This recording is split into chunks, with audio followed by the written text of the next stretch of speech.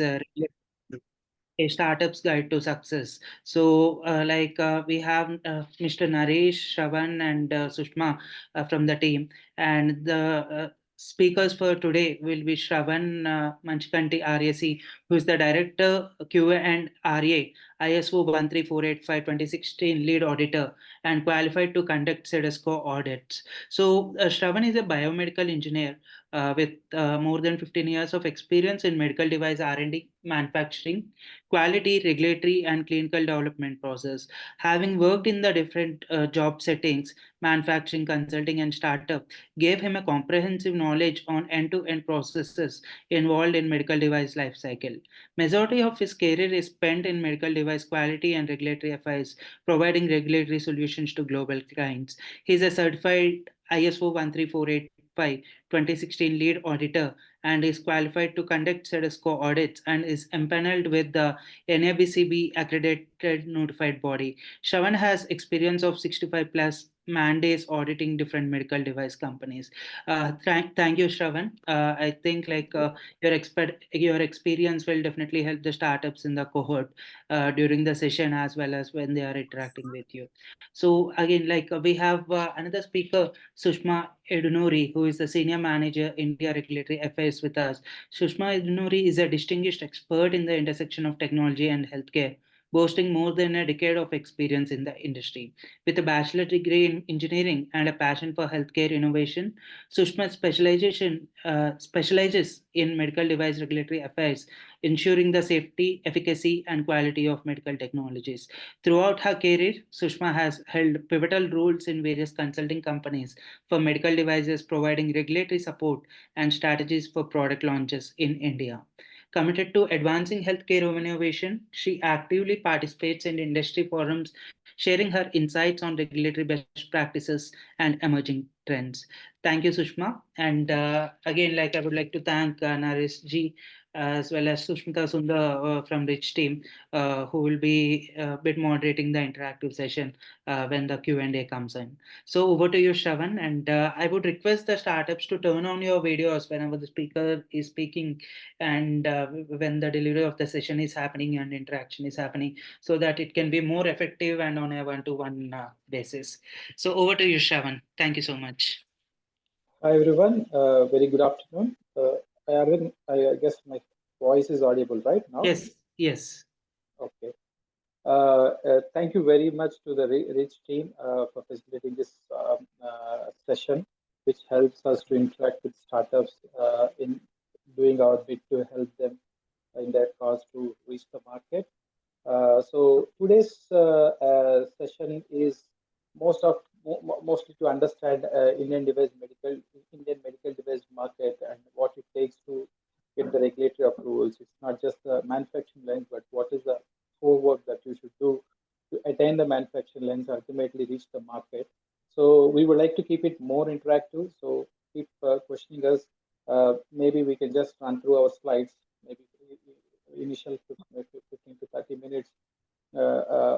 And then maybe you can start questioning if there is anything special, any particular question at that time, so you can stop it and ask for the question. The presentation is split in two halves. One is focusing on a quality management system, because this is key and cornerstone for bringing up or building a medical device company anywhere in the world, particularly in India. Now it is gaining a lot of traction. So we'll talk about how to build your QMS on a high level and how it will help you eventually secure your medical device manufacturing license in India. So part two is medical device manufacturing license and nuances and what are the nitty-gritties to be taken care to get medical device manufacturing license.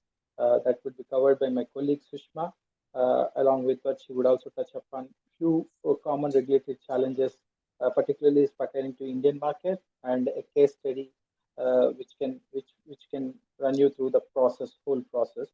The questions we put it at the last, but if you have a specific question, you can feel free to interrupt and ask this question. So finally, we would give a one-slide presentation of 8C capabilities, in which ways we can help different medical device companies. That includes you down the line if you need any services or any support from us. So with with this introduction, I'll move on to the first topic, that is quality management system for medical devices. We call it QMS. So before that, if I can ask, how many of you are already 13485 certified? Can you just nod in the messages? We are or we are not. We are yet to. Shravan, Yeah. sorry to interrupt. Can your voice be more clear, please? Because there is a bit glitch. I'm not sure whether it's only me who's facing. I'll leave it to the startups. They can. Okay. We are yet to Rahul. Yeah, Okay. it's not that clear. You're Okay. true, Arvind. Yeah, it's not that clear. There's a slight crack which is being happening. Yeah, right. Just give me a moment. I'll try to move towards my daughter. Meanwhile, I think startups can respond on the ISO 13485.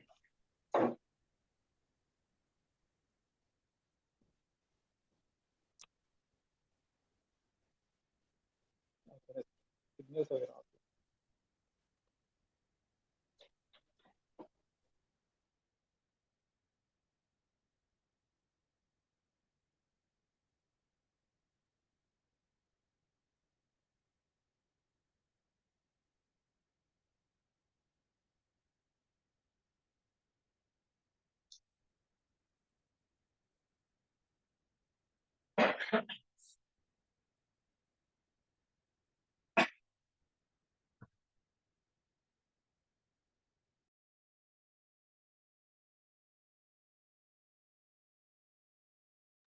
Okay, so can you hear me now?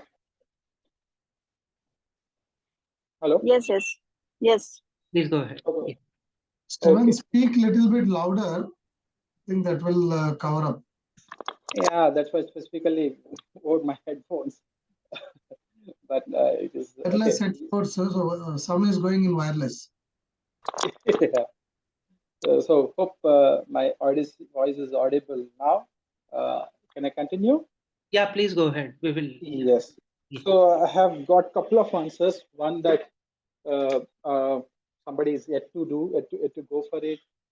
One more answer, like we are manufacturing AI-enabled digital healthcare device and set to receive ISO 13485 and CDSCO approval. We are very early stage of journey. So if I take a sample analysis from what I have received, majority of you in the process of doing it, maybe you made some baby steps in towards getting your 13485 process set up. Okay, so no problem. So whoever, we still unable to hear it properly. okay, just give me a moment. Kept our volumes high, but still we are unable to. Okay.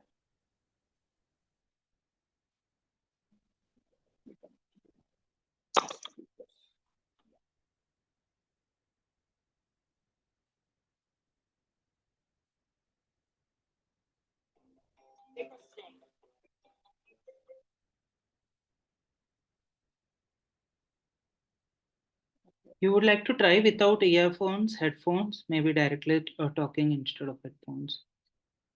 Just try once, if not. Yeah. Yeah, please speak a bit louder. Okay. Yeah, trying to connect to my laptop voice. Yeah, I think it's fine now. Go ahead. Yeah. Okay. Okay. I take multiple calls every day. Somehow it is giving a problem now. No Now it problem. is. Yeah. It is fine, right? Okay. Where am I? I need to present it, right? Yeah. Can you see my screen? Yes. I Okay. can. Okay, sorry for the glitch, guys. So from the feedback I've received, majority of you are in the process of getting it, or in the process you are making baby steps towards getting ISO 13485. So nevertheless, this session would help you to understand a deeper understanding of what is 13485 and how you can better implement it. If you have already have got the certification, it also helps you to know on a management point of view how well you can utilize this certification process or implementation process. Okay, so ISO 13485 is based on a process approach to quality management system. Process approach looks like a catchy word or enigmatic word, but as we go, we will actually dissect what does that mean by process approach. Just bear with me a minute. So the standard name itself, ISO 13485 Medical Device Quality Management System, requirements for regulatory purposes. So please underline that statement, requirements for medical purposes. That means the standard is designed specifically to meet medical device regulatory requirements in any territory, be it India, be it US, be it global. So that is why it is well acclaimed medical device standard and numero medical device standard when it comes to setting up your quality management system. So by following this would help you to not only crack Indian medical device regulatory approval, it helps you in multiple other medical device approvals. It's an international IS standard organization, first introduced in 1996. The next revision was done in 2003. The latest revision that we are currently using is 2016. That's why we call it ISO 13485 2016. So there is no revision to this at this point of time. So why is 13485 is important for you? One, it actually ensures the best practices across all your medical device lifecycle processes. And ISO 134 service as a regulatory or legal requirement in many countries. So some countries leave it to you to implement QMS. Some countries mandate by asking the certificate of certificate for the implementation of ISO 13485. So it's kind of a regulatory or legal requirement. Or some countries might not ask for 13485 certificate, but by having that certificate or proclaiming that you are 13485 certificate itself would calm their nerves and would help you in easy regulatory approval process. And finally, it assists in cutting cost and increasing efficiency, because these are all well thought through processes. That means if you actually follow them in a proper way, it would set a lot of things right. You need not to reinvent the wheel, and you need not to waste a lot of resources. Once a well-oiled system functions much efficiently than a system with nuts and bolts just attached for the sake of audit. Okay, so finally, it enables you to offer safer and higher products, high quality products to your customers and end users. Finally, it ensures your continuous improvement process. So there are multiple benefits, not only a mandatory, though it is a mandatory or sometimes semi-mandatory requirement. By mere following the requirements of 13485 would put you in a lot of benefits. So just a question, what is quality management system? You have a lot of management systems that are developed by ISO, International Standard Organization. They're based on few basic principles like customer focus and leadership driven. That means top management should be involved, and the involvement of people. It's not just a leader or a person, CEO is driving the quality management system. Actually, it should involve all the people, all the employees in it. And a process approach is again a keyword that we discussed. We will discuss further on that. And system approach to management. It is not just one decision or whims and fancies of the management. It is more about a systemic approach towards day-to-day activities or management principles implementation. And a continual improvement is something. It's not one day affair. You get certificate, you are done. No, it is a continuous process. Every year you have a surveillance audit followed by recertification audit. That means it always checks you to strive for the continual improvement. And factual approach to decision making. It's so every decision you make, there should be a rationale behind it. It's not just what it occurs to your mind and you're going to do it. So the implementation pushes you to have this factual approach. And then mutually beneficial supply relationship. So if you are bringing out a product, it is not just you.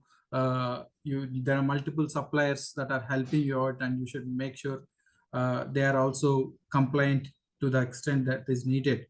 So these principles are hidden in the standard at multiple places. They stick their neck out and ask you to be more compliant towards that. So that you will get to know once you start implementing the QMS. So process approach, we have been talking about process approach multiple times. So process is a application of system of processes within the organization together with the identification of interrelation of these processes and their management and produce desired outcome. So if you take any process, okay, that has 4 elements, that is called 4M method, or okay, that's what we were taught in the QMS training. So that means if you take one simple process, suppose you have produced a device, you need to package it. A packaging process, the input to the packaging process is unpacked a medical device. Okay, so that too, the output is a well packed medical device. There are multiple things that goes an input to the process, like the person who is going to do that, the human resource, HR, and the method is the procedure, a standard operating procedure, or work instruction that you set to make that packaging process. And machine is suppose you are using a sealing machine, you are using other machines to package, or automated packaging machines. And material is, what is the kind of material you're using? Are you using spike pouch? Are you using blister packing? Are you using carton packing? So for every process, you have method, machine, material, and process input that will go with that will deliver a good process output. And in QMS, it is not just one process. There are several processes interlinked.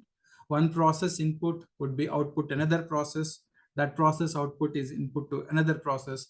Like, purchasing, you do the purchasing and you get the raw material and verify the raw material. And the verified raw material goes as input to your production process. Once your production is done, the output device goes to packaging, and then packaging goes to your finished goods stores. So it's like each process is unique, at the same time very much interlinked with other processes. So one more key principle that 13485 teaches is risk-based approach. So you all know risk is very integral part. You must have come across the risk management system that is vital in medical devices. The new update, that is 2016 updated medical device quality management standard, has special impetus on risk-based approach. Risk as a key term in it occurs multiple times. That means at every decision that you take, you should apply risk-based principles. Suppose if you are employing a key resource management, if you take an example, if you are employing a person operating a high-end mission, okay, you should make sure that the qualification of that employee is essential to meet the requirements of that particular role. Suppose if he is not that much trained on that role, or he don't have prior experience, there is a possibility he going to harm himself, or he may going to make a lot of harm to the property or the resources that were given to for that process. So every process should be thought through the risk versus benefit, and there should always be actions taken shall be proportionate to the risk associated with the use of or implementation. So every step, if you are taking purchasing, if you are having 1 or 2 suppliers to provide same products, like you should apply a risk-based approach and choose a particular supplier. So this is generally risk-based approach is inherent in everybody's day-to-day life, but that has been reinstated in the standard 13485. So risk-based approach is one of the key aspects of 13485 implementation. So if I just put 13485 standard is in a nutshell, class 1 is scope, 2 is references and different definitions, that class 3 is terms and definitions, and the whole standard crux lies from class 4, 5, 6, 7, 8. Class 4 is quality management system, where the general requirements begin. That means your document how the quality manual should be built, how the documentation control process would be, how the records control process. Class 5 is management responsibility, that ensures top management actively participates in the QMS.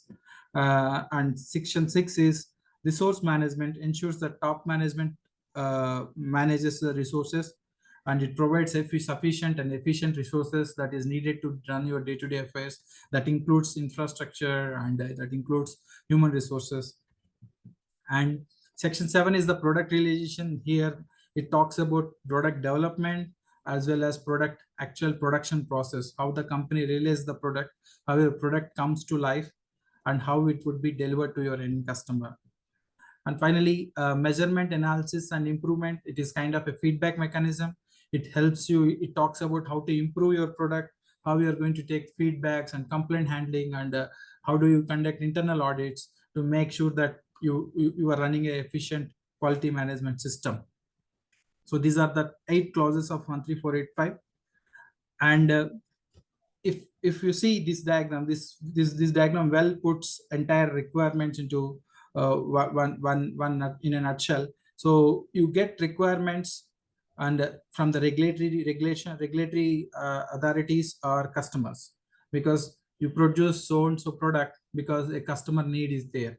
At the same time, you produce so and so product with certain limits and certain rules and regulations, because regulatory authority puts a hold on it. Suppose if I take an example, there is a regulatory requirement that you can't be having a leakage current of more than 50 milliamperes for a medical device to pass the electrical safety test. That's a regulatory requirement. So that means if the output of the product produces more than 50 milliamperes, that would cause harm to the patient.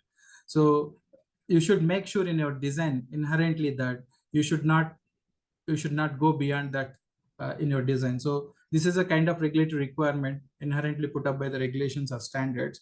At the same time, customer will have a requirement like, I should have a portable device that should be handheld, which can do my assessment of BP or assessment of my blood sugar. So that means you should make a device that is length less than a palm's length or something like that. So this is how your requirements would come, and those requirements would get into your inputs to your product realization process. That means your R&D, design, development, and actual manufacturing is covered in that process, and then that moves up to once you deliver that product to outside, then you will have a feedback both from regulators. When you make the regulatory submissions, they will review and get back to you. And secondly, there might be feedback from your end users. Once they come up with and say, no, this is not good, this is good, maybe you should increase the length. Okay, all this feedback, you again take it. That is your feedback mechanism. And then your management should be involved and making sure that all the feedback are taken in place, and they should help you with whatever the resources needed. And again, the cycle runs across.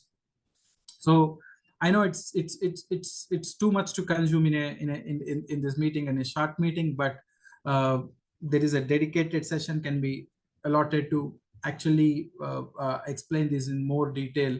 But I'm just my attempt here is to give a brief intro to what it takes and what is the nitty-gritties of implementing quality management system. So we can discuss more in the Q&A session if you have any specific doubts on this process. So this is one of the interesting slides. So okay, what actually, so we are talking about X, Y, Z, but what actually boils down to implementation process. How you can show that your quality, you have implemented quality management system. That means you should generate lot many documents. So those documents are vital and shows that you are actually have a system in place. It is not just documents, but you should actually implement them or imbibe them as part of your process. But when it comes to documentation requirements, the quality manual is like a Bible to how you are going to implement your quality management system. That's a standard requirement. You will have it, and there are a set of standard operating procedures for all the processes that you have. How do you control a document? How do you how do you conduct management reviews? How do you conduct internal audits? Okay, how do you take complaints? How do you take feedbacks? Okay, all these are different procedures that would need that you should draft yourself and be prepared. And there are some work instructions specific to how do you direct your low-level employees to adhere to a process or do particular steps in the manufacturing.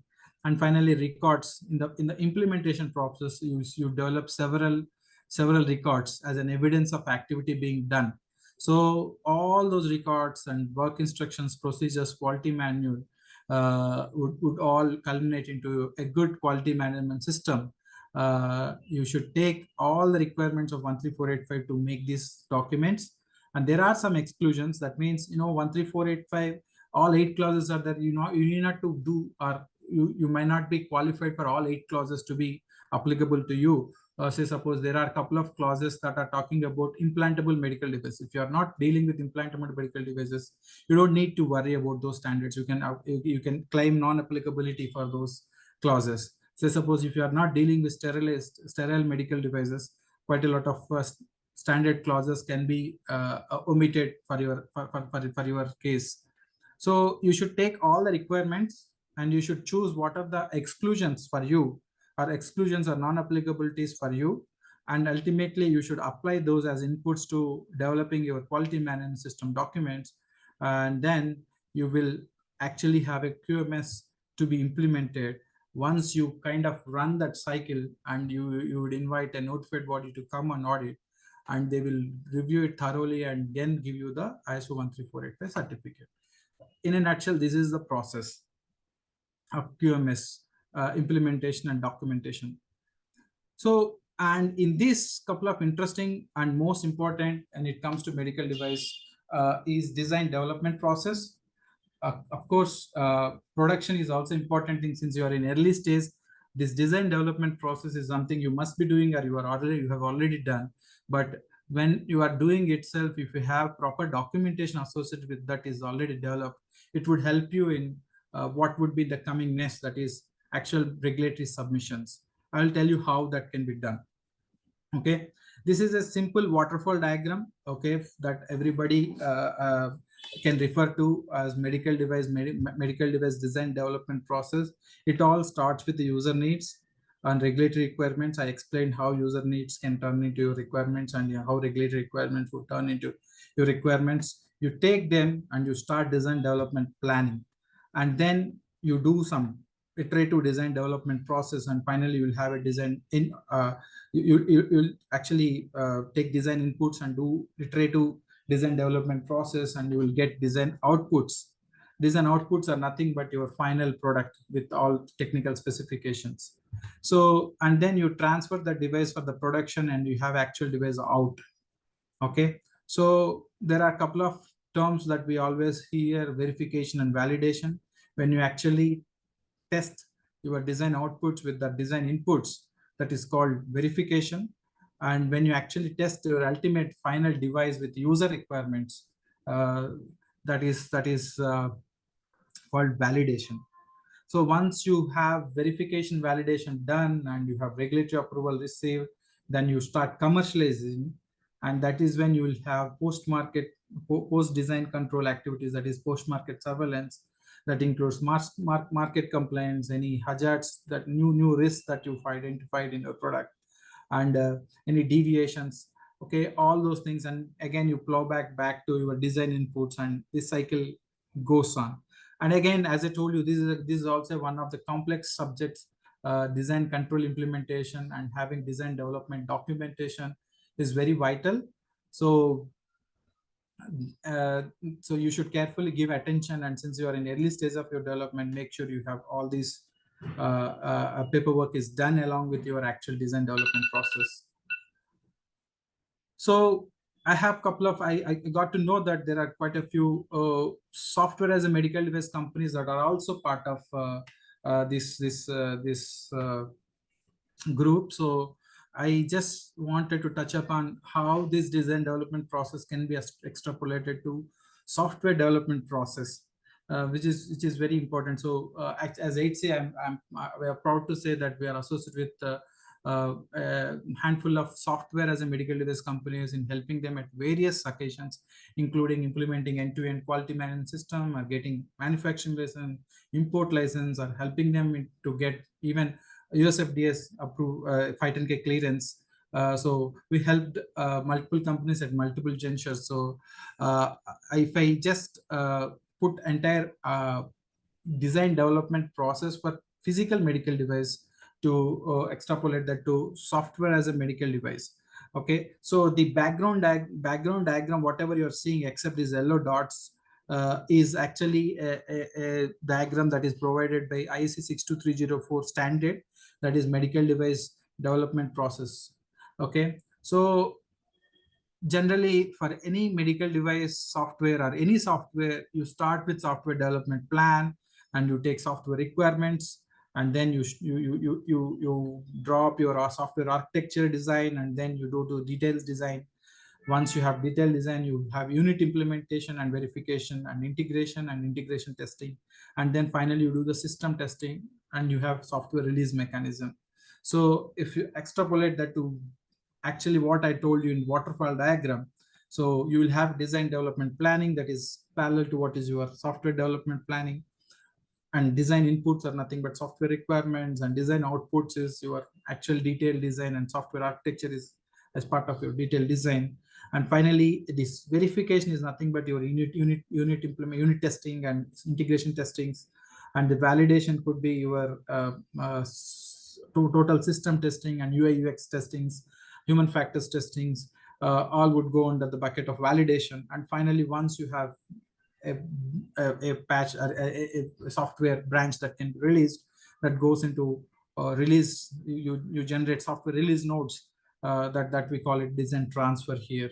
So that is like, if you are a software as a medical device, say suppose if you have a software and hardware, you should have a documentation surrounding software development process as well as the hardware development process and how that integration is happening.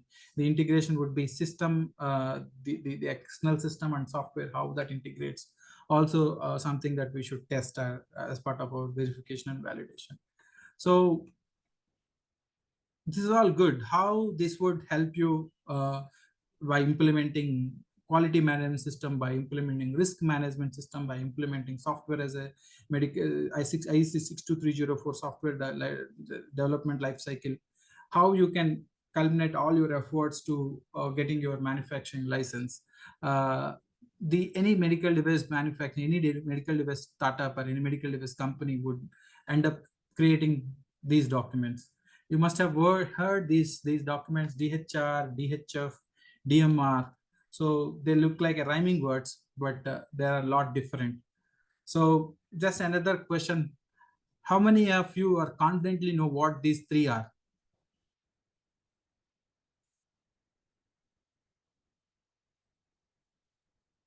Can you message quickly?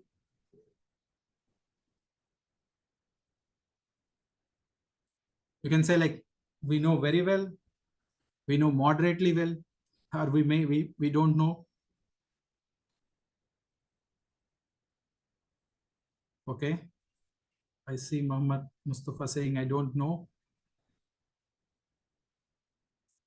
Depth of health and research, DHR. That's good. Don't know. Department of Health and Research. Oh, Department of Yeah. Okay. Nice department. Okay, that's good. So then you should really know what these are. So okay. DHR. I mean, very seriously, Shavana, lot of. So, sir, why should we know, sir? You are there, right? So so moving on, that's a good question. That's like, not knowing is also good. You're starting with clean slate, so there is a lot to learn and a lot to implement. Since you are in medical device arena, this is must for you to understand and implement. So let us dwell through what are these three and how they actually help you in the ultimate thing, that is getting your manufacturing license. So first is DHR, device history record, is compilation of records containing the production history of a finished medical device. Okay, and DHF is design history file, is a compilation of records which describes the design history of the finished medical device. Finally, DMR is a device master record, is compilation of records containing the procedures and specifications for the medical device. So one is your device history record. That means if you are a physical medical device, it's called batch record. That means it starts from what kind of raw material you have chosen to make your XYZ device, and who actually done that assembly process, or whatever different manufacturing process that were involved. Suppose if it is blending, if it is painting or coating, or there are different processes that you should do to get your ultimate product. So suppose if I take a catheter as an example, okay, you should take granules, okay, and then you should plastic granules, polycarbonate, whatever the material, okay, and then you should actually make them melt, and then you should run through extrusion machine. You should do a lot of braiding, and you should assemble all the tips, and then you should pack them, and you should take them to sterilization. Ultimately, okay, you will ship them. So there are a lot of activities and processes involved in the product manufacturing. So device history record is from start to end.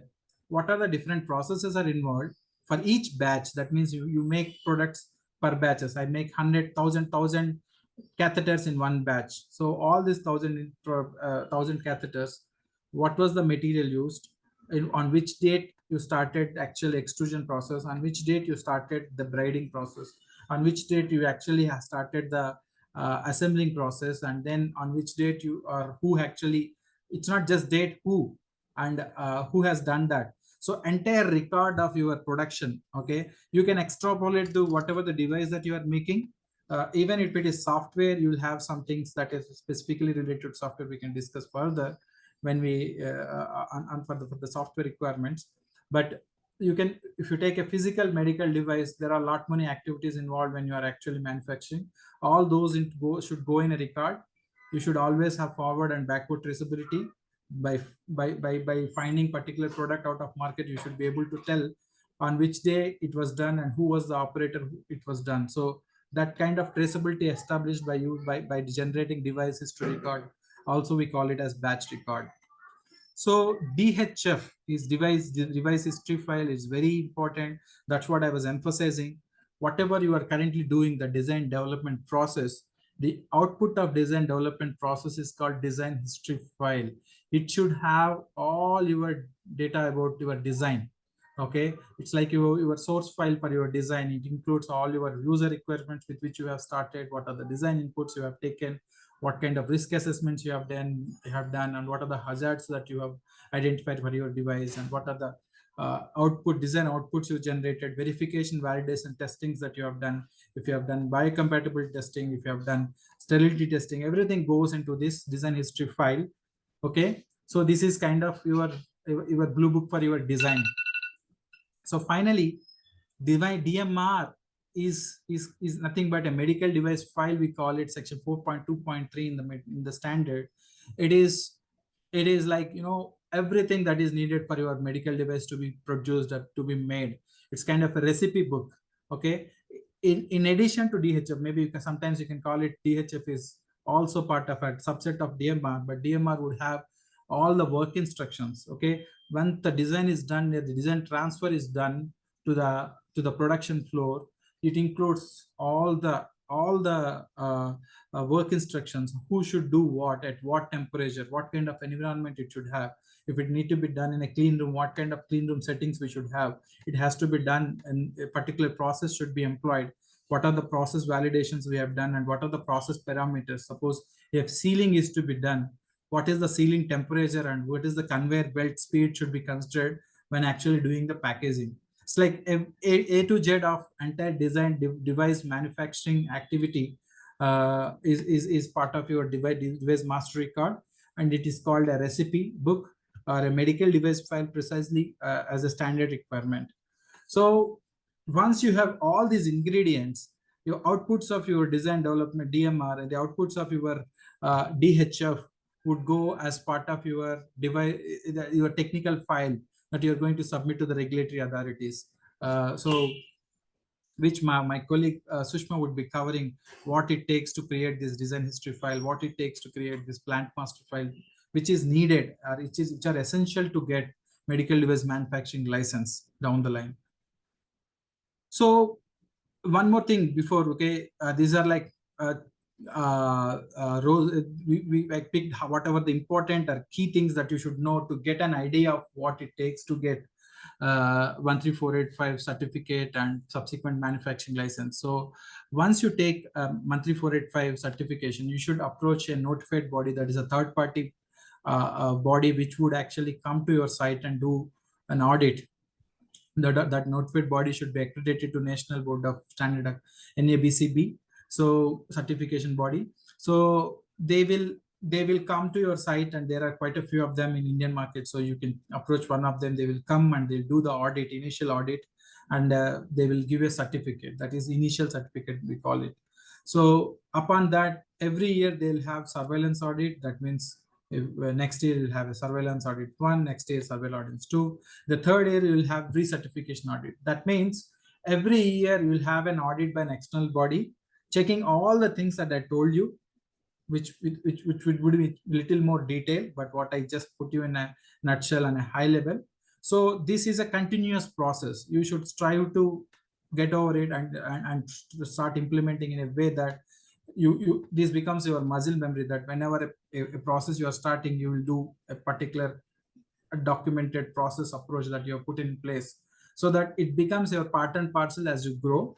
So it's good that you inculcate these principles early in your development stage, in your early in your startup journey itself, so that it becomes not a huge or gigantic task when it actually need to be done down the line. So you can slowly take bite by bite, and you can really master these things. So that is all about 13485 implementation. And now I would